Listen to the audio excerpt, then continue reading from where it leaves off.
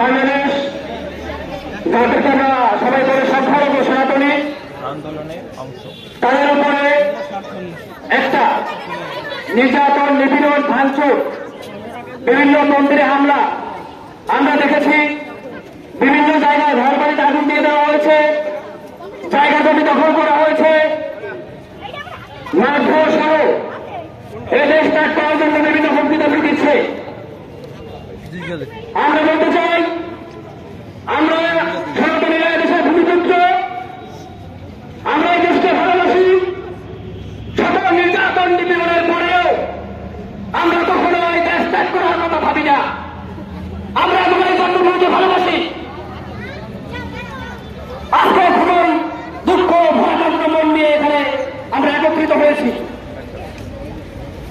আমরা নিরাপত্তাহীনতায় ভুগছি।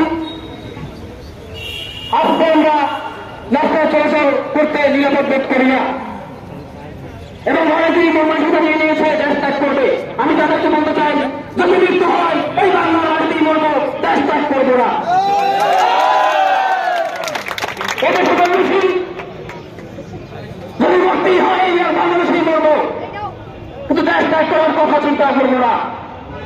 আমরা এখানে কেন দাঁড়িয়েছি? আমাদের একটা উদ্দেশ্য আছে। আমরা বিভিন্ন সময় বিভিন্নভাবে আমাদের দাবি আদায়ের জন্য আমরা একত্রিত হয়েছি, কিন্তু দুঃখের বিষয় এই সনাতনীদের কোন দাবি আজ পর্যন্ত পূর্ণ হয়নি। মুক্তিযুদ্ধের পর থেকেই আমরা দাবির জন্য বিভিন্ন সরকারের শরণাপন্ন হয়েছি, কিন্তু কোন সরকার আমাদের দাবিগুলো পূরণ করেনি। আমরা চেয়েছিলাম সংখ্যালঘু মন্ত্রণালয়, সংখ্যালঘু সুরক্ষায় এবং আমাদের যে দেবত্ব সম্পত্তি রয়েছে, দেবত্ব সম্পত্তি ওটা আমরা পুনরুদ্ধারের জন্য একটা দাবি করেছিলাম। দুর্গাপূজায় 5 দিনের ছুটি আমরা চেয়েছিলাম। সব আমরা 8টা বাংলাদেশে হিন্দু ট্রাস্টকে হিন্দু ফাউন্ডেশন করার জন্য আমরা অনুরোধ করেছিলাম, কিন্তু আমাদের দাবিগুলো পূরণ হয়নি। এটা খুবই দুঃখজনক ব্যাপার।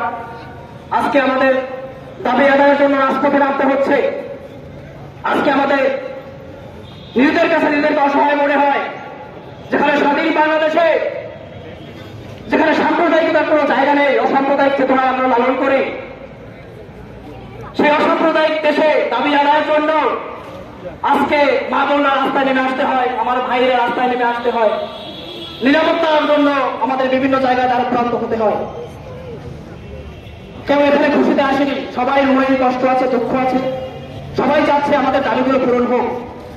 অন্তর্বর্তী সরকার গঠন হওয়ার পরে আমাদেরকে উনি নিজে বলেছিল যে সনাতনীদের একটা দফা, এই একটা দফা কিন্তু যৌক্তিক দফা, অবিলম্বে আপনাদের এই এক দফা পূরণ করা হবে। কিন্তু অত্যন্ত দুঃখের সাথে জানাতে হচ্ছে, কোনোভাবেই আমাদের একটি দফা আর পূরণ হল না।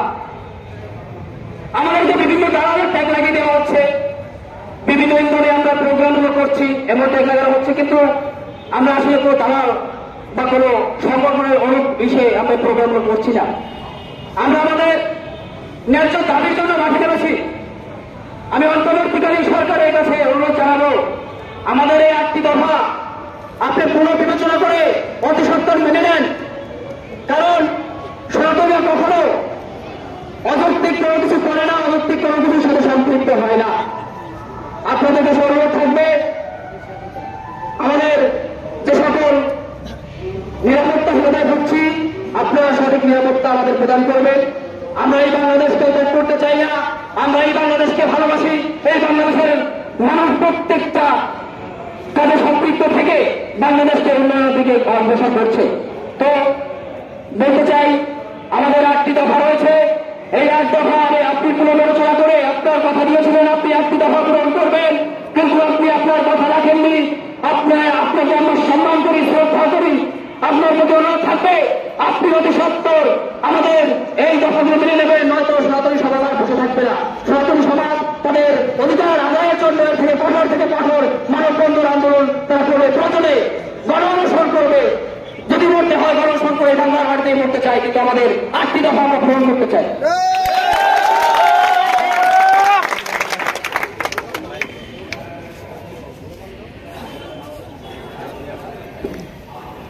এটা সরে যান, আমরা একটু সরে গেল। 100